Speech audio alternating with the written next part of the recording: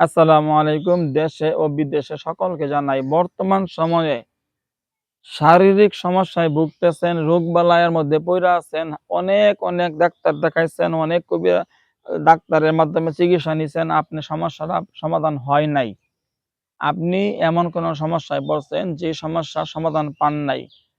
অনেক রুগী আছে আইসিইউতে ভর্তি। কিছুদিন আগের কথা নোয়াখালী জুবেদা খাতুন নামে একজন বয়স্ক মহিলা, তার স্বামী সৌদি প্রবাসী। এই রুগীটা ভালো হইতে তার শারীরিক সমস্যা যেগুলো ধরা পড়ছে, সে ভালো হইতে লাগে মাত্র ৫-৬ দিন সময় লাগার কথা। ৫-৬ দিনের মধ্যে এই সমস্ত এরকম ধরনের রুগীরা সম্পূর্ণ সুস্থ হইয়া বাড়িতে চইলা যায়। কিন্তু জুবিনা খাতুন নামে যে মহিলাটা আছে উনি প্রায় ১-১.৫ মাসের উপরে হয়ে গেছে। সে সুস্থ হচ্ছে না, ভালো হচ্ছে না। এত হাই অ্যান্টিবায়োটিক দেওয়া হইতেছে, তার ডায়াবেটিস নিয়ন্ত্রণে আসতেছে না, তার শ্বাসকষ্ট সমস্যা কমতেছে না, শরীর জ্বালা-পোড়া, শরীরে প্রচন্ড পরিমাণ জ্বর। কোনো কিছুই নিয়ন্ত্রণে আসতেছে না। ১-১.৫ মাস, ১.৫ মাস হয়ে গেছে। প্রায় ৪০-৪২ দিন হয়ে গেছে আইসিইউতে ভর্তি। মানে উনার পিছনে মানে আইসিইউতে প্রতিদিন অনেক টাকা লাগে চিকিৎসা করতে।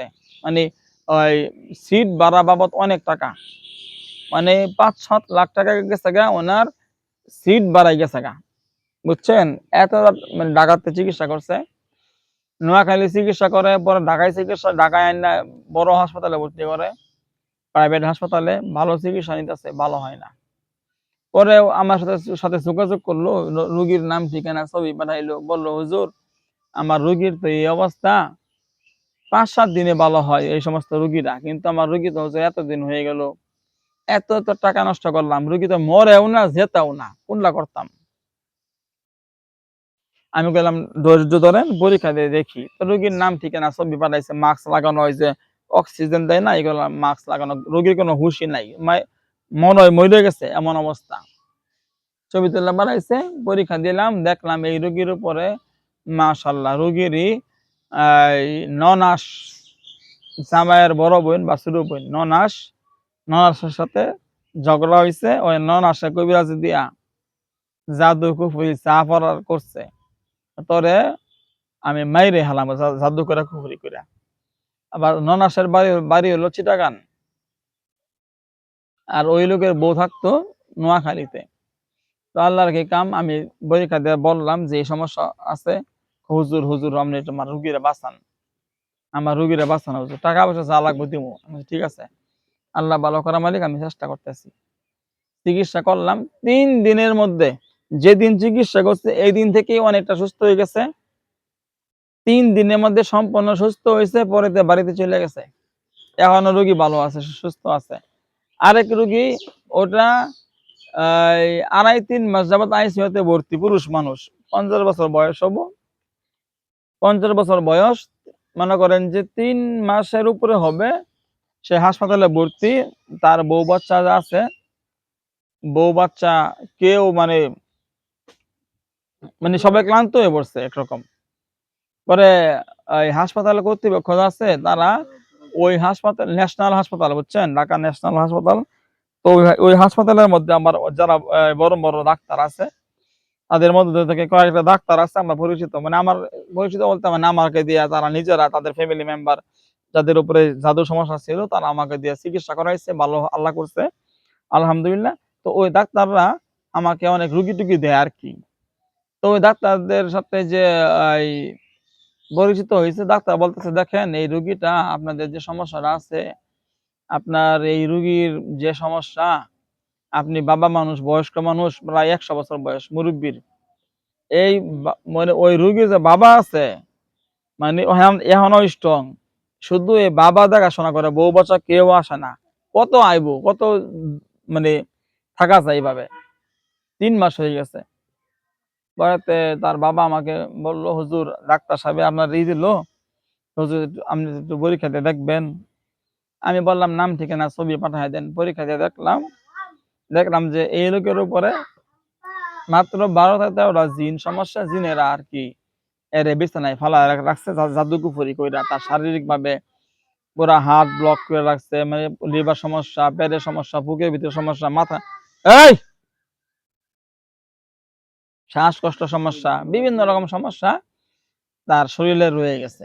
আর এইগুলোর পিছনে আসলে তার শারীরিক কোনো রোগ বালাই নাই। তার রোগ কি ওই জিনেরা সমস্যা হতেছে। আর এই জিনগুলারে কেউ লাগাই দিছে আরকি এর উপরে। জিন্নাতের কিন্তু খায়া কাম নাই যে আপনার পিছনে ওরা ক্ষতি করব। ওদের কাম ইটা না। ওগর কাম তো ওগর কামই ওগর কইরা ছাড়তে পারে না। দেখা গেছে কেউ তন্ত্র মন্ত্র কইরা কুফরি কইরা, হ্যাঁ, কেউ টাকা পয়সা দিয়া কবিরাজরা দিয়া কইছে এই লোকের উপরে জিন চালান দেও, ওরে বিছানাত ফালায় রাখার লাগিয়া। এইগুলাই তো হয়। আমরা কিন্তু ভাবি জিনেরা মনে হয় এর পিছে লাগছে। জিনে সময় না এত। আমার সাথে লক্ষ কোটি কোটি জিন সম্পর্ক আছে। আমার পিছনে অনেক জিনেরা আমার পিছনে নামাজ পড়ে, ৫ ওয়াক্ত নামাজ পড়ে ওরা। আমি যে নামাজে দাঁড়াই, ওরা আমার পিছনেই নামাজ পড়ে। অনেক মুরিদ আছে জিনেগুলোর লগে আমি মিশি না। জিনেরা সহজে কারো পিছে লাগে না। অধিকাংশ রোগীদের ক্ষেত্রে দেখা যায় কি, ওই পাবলিক আপনার শত্রুপক্ষ আপনার উপরে জিন চালান দিছে। তো ওই জন্য জিনেরা ক্ষতি করে। তো তার উপরে এই সমস্যা। আমি বললাম যে আগে আপনার তো ছেলের উপরে এই সমস্যাগুলো আছে, এগুলো চিকিৎসা করতে হবে। ঠিক আছে হুজুর, চিকিৎসা করেন, ভালো করেন। পরে কিছু খরচ টাকা নিলাম, চিকিৎসা করলাম। কয়েকদিনের মধ্যে রোগী সম্পূর্ণ সুস্থ হয়েছে, সুস্থ হইয়া বাড়িতে চলে গেছে। কয়েকদিনের মধ্যে চিকিৎসা করার, মানে ওই জিনগুলো বন্দি করলাম না, বন্দি করার পরে এই রোগী যখন তখন মানে চলাফেরা শুরু করছে, ওঠা বসা শুরু করছে, মানে সে মরে গেছেন যে জেতা হয়ে গেছে। এইরকম অহরহ অহরহ অনেক প্রবাসে আছে এরকম রোগী। প্রবাসে ছিল, দুবাই থেকে সরাসরি আমার এখানে আইছে, হুজুর আমি মরে গেলাম, আমার এই অবস্থা। দুবাই থেকে আইসা বসছে। আমি বললাম যে ভাই আপনার আইতে হবো না, আমি এখান থেকে আপনার সমস্যাগুলো সমাধান করতে পারবো, আপনি সুস্থ হবেন। না হুজুর, আমি আইতে আছি, আমি আইমুই আগামী শনিবার দিন। ব্যাস হ্যান ত্যান লোশন মোশন সাবান টাবান, ওই বড় শীতের দিন ছিল, বড় কম্বল, এইগুলো সবকিছু নিয়ে আইসা পড়ছে, হুজুর আমার বাঁচান। এরকম একটা টাকা বান্ডিল দিয়েছে, হুজুর আমার বাঁচান। আমি আর টাকা এত না রাহেন হুজুর। যাক চিকিৎসা করছি, দেখলাম তার উপরে পরীক্ষা দিয়ে দেখলাম জিনের সমস্যা, জাদুর সমস্যা। তার শালা সম্বন্ধী যা আছে, তার ২ বউ আরকি। ২ বউয়ের মধ্যে যেটা ছিল বউ, ছিল বউয়ের ফ্যামিলি থেকে এইগুলা করাইছে। চিকিৎসা করলাম, আলহামদুলিল্লাহ লোকটা এখনো সুস্থ আছে, ভালো আছে। আল্লাহ! তো যেটাই হোক, আপনারা যারা কবিরাজি সমস্যার মধ্যে থাকবেন, অনেক বাচ্চা আছে প্রতিবন্ধী, মানে দেখলে মনে হয় প্রতিবন্ধী, আসলে প্রতিবন্ধী না। এর উপরে ৩-৪ বছর হয়ে গেছে, ৫-৭ বছর হয়ে গেছে। বোবা, কথা বলতে পারে না, সুস্থ হয়ে গেছে ভাই। পুরা বোবা। আসলে বোবা না, ওর উপরে এমন জাদু করা যেন সে কথা বলতে না পারে। সুস্থ মানুষরে ভাই ৩ দিন লাগে না বোবা বানাইতে। মুখ বেঁকায়া দিতে, একটা মানুষের মাইরা ফেলতে চাইলে যদি একটা তাবিজ দেওয়া হইলো আপনাকে, আপনারা বললাম এই তাবিজের মধ্যে প্রতিদিন শিল দিয়া বা পাথর দিয়া বা হাতুড়ি দিয়ে বাইরাবেন, পিটাবেন। ওই তাবিজটা যার নামে করা হয়েছে, ওই লোকটা ৩ দিনের মধ্যে মারা যাবো, ৩ দিনের মধ্যে। ও আমেরিকাতে হোক, লন্ডন তা হোক, যে কোনো রাষ্ট্রটা হোক গা, মারা যাবো। খালি হাতুড়ি দিয়ে বাইরাবেন ৩ দিন। ৫ মিনিট করে ৩ দিন বাইরাবেন, মরে যাবো। এরকম যে কোনো ধরনের অনেক মানুষ আছেন, আপনারা বুঝেন না। কেননা আপনি বছরকে বছর যাবৎ আপনি কবিরাজে এই ডাক্তার দেখাইতেছেন, হাসপাতালে টাকা খরচ করতেছেন, সময় নষ্ট। একটা রোগীর কথা বলি, এক রোগী ১৪ বছরের মেয়ে, পেট ফুইল্লা ডাম হয়ে গেছে, যে পেটটা না এরকম উঁচা হয়ে গেছে, ফুইল্লা পেট ফুইল্লা ডাম হয়ে গেছে, একটা পা এরকম শক্ত হয়ে গেছে, বাম পাটা এমন শক্ত, মানে এরকম বাঁকা করতে পারে না, শক্ত, পাথরের মতো মতো শক্ত হয়ে গেছে। চোখ দুইটাও অন্ধ, চোখে দেখতে পায় না। এটা অনেক আগে কথা বলতেছি, যখন আমি ছাত্র মানুষ, ওই সময় কথা বলতেছি, ছাত্র বয়সের কথা। মেয়েটার নাম নীলা, বর্তমানে মেয়েটা ভালো সুস্থ আছে, বিয়া টিয়া হইছে, মহিলা মানুষের মেয়ে। তো আমাকে মানে ওই মেয়ের মামা আমাকে নিয়ে গেছে, হুজুর আমার একটা রোগী আছে হাসপাতালে ভর্তি। গেলাম, বললাম যে বাসায় নিয়ে যান, এখানে তো চিকিৎসা করার মতো অবস্থা নাই, বাসায় নিয়ে যান, পবিত্র হইতে হবে, গোসল করতে হবে। গোসল টোসল নিয়ে করাইছে, পরেতে চিকিৎসা শুরু করলাম। চিকিৎসা কি? এরকম না যে তার পেট ২ টা খালি জাতা দিমু, পায়ের মধ্যে তেল মারমু, এটা চিকিৎসা না।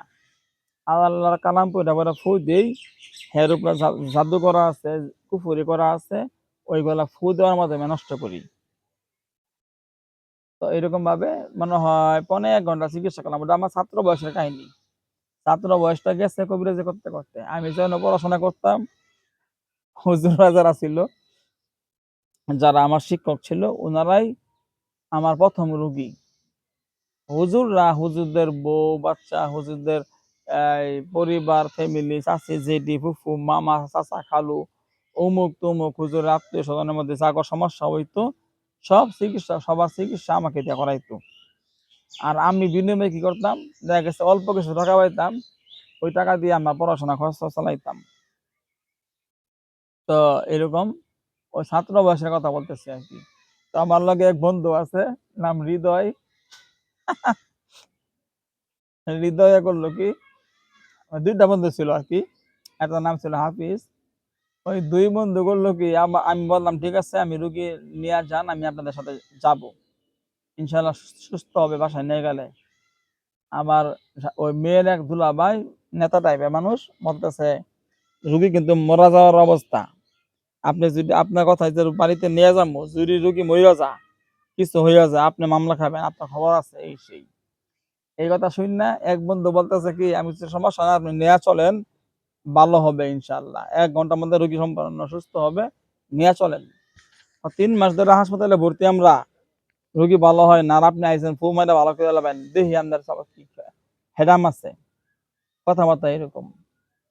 পরে আমি বললাম, "ঠিক আছে, আপনি নিয়া চলেন।" যখন তখন হাফিজ নামে যে বন্ধুরা ছিল, ক নামাজের টাইম হয়ে গেছে, আমি নামাজ পড়ছি না। আমি নামাজ পড়তে চাই। তুই দাঁড়া। এক বন্ধু নামাজের কথা কয়ে ভাগছে, আরেক বন্ধু আমি একটু আইতাছি। আমার কাম আছে। হেও ভাগছে। ২ বন্ধু ফোন অফ। তারা আর আমার সাথে যাইতো না। ফিরটা খাবার লাগে যামু। আমি বলছি, "আরে ভালো হবো মিয়া। ভয় পাওয়ার কি আছে?" পরেতে যখন গেলাম, মনে করেন মেয়ের দুলাভাই এত খেপা খেপছে যে আজকে যদি রুগী ভালো না হয়, এই কবিরাজরে বাইরাইয়া মুতা বানালামু। বাইরাইয়া আধা মারা বানায়া ফেলাবো। হ্যাঁ, আরো বাসার ১০-১৫ টা লোক লইয়া লাঠি লইয়া ঘুরতাছে, বুঝছেন? লাঠি লইয়া ঘুরতেছে। যদি খালি কত কবিরাজ দেখলাম, ভালো হইছে না? আজকে কবিরাজ বাইরামু আজকে, ভালো না হইলে রুগী। এগুলা বুঝেন না পাগলামি? আমি আচ্ছা ঠিক যে আল্লাহ ভালো করব, সমস্যা কি? চেষ্টা তো আমি করতাছি। চিকিৎসা করলাম, ১৫ ঘন্টার মধ্যে ঝাড়ফুঁক দিলাম, ফুফা দিলাম, জাদুগোলা কাটলাম, জিনগোলা বন্দি করলাম, রোগী সম্পূর্ণ সুস্থ হয়ে গেছে, ভালো হয়ে গেছে। রোগী সম্পূর্ণ সুস্থ হয়েছে, ভালো হয়েছে।